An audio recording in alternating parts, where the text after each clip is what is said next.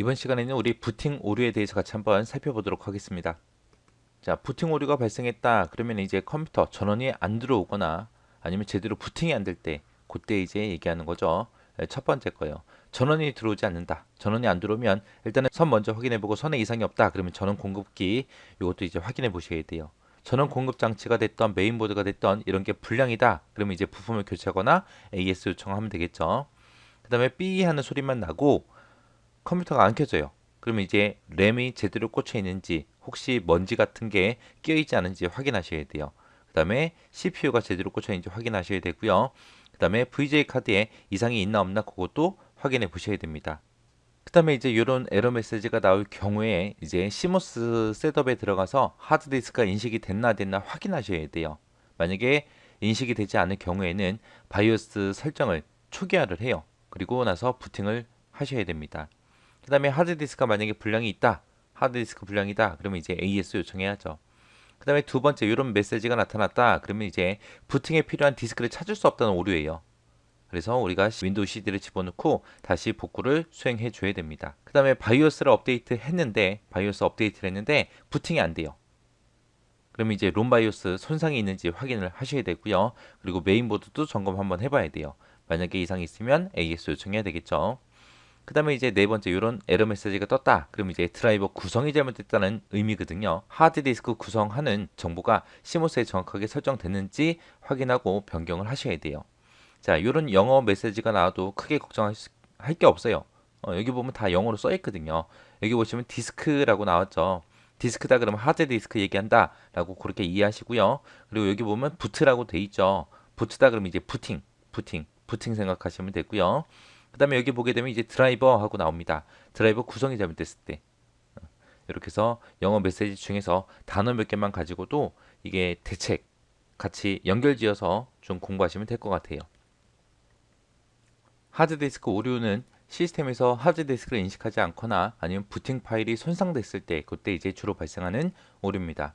새로운 하드디스크를 인식하지 못하는 경우요. 내가 하드디스크를 새로 샀는데 인식을 못해요. 그러면 일단은 하드디스크가 전원 연결이 제대로 되어 있는지 그거 먼저 확인해야죠. 그 다음에 시모스 설정이랑 내 하드디스크 타입이 정확하게 일치하는지 셋업에서 일치하는지 그거 이제 확인해야 되고요.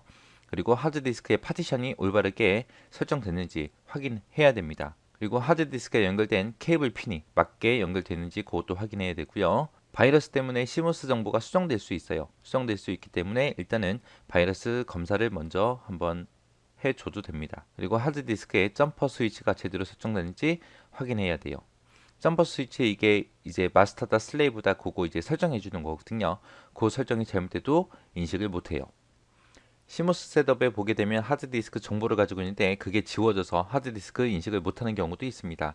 그럴 때는 일단은 하드디스크를 먼저 꺼내요. 꺼내서 하드디스크를 보게 되면은 외부에 보게 되면은 이제 실린더가 몇 개인지 섹터가 몇 개인지 헤드가 몇 개인지 그런 게 적혀 있거든요. 그거 보고 이제 시모스 셋업에다가 우리가 기록을 해주면 됩니다.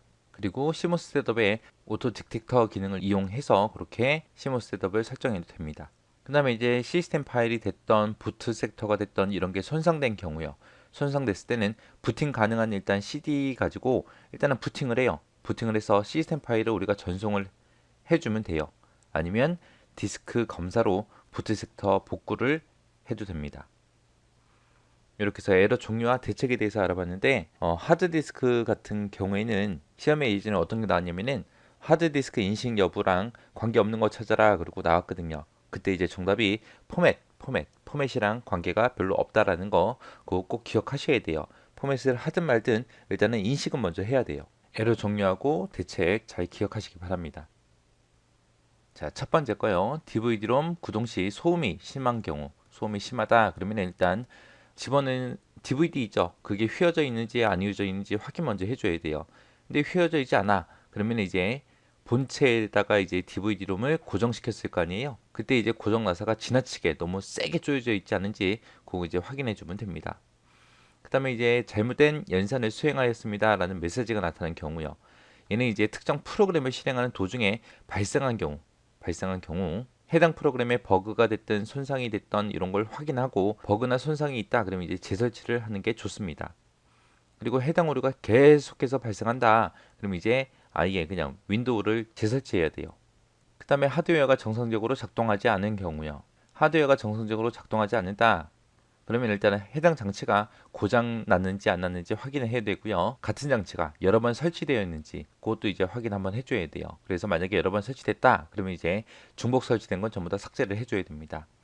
그 다음에 서로 다른 장치가 같은 IRQ를 사용하는지 그것도 확인해야 돼요. 확인해서 만약에 중복됐다 그러면 이제 다른 걸로 IRQ를 바꿔줘야 됩니다.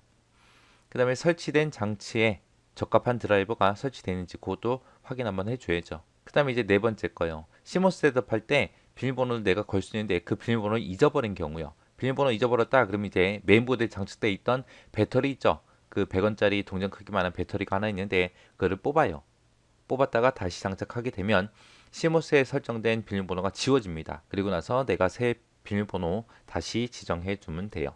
이렇게 해서 이제 기타 오류에 관한 것도 같이 한번 살펴봤어요. 이런 응급처치 같은 경우에는 에러 종료하고 대책 그거 여러 번 한번 읽어보세요. 한두 번 읽으면 안 돼요. 여러 번 읽어서 이런 게 있구나, 이렇게 하면 되겠구나 라고 이해하고 지나가시기 바랍니다.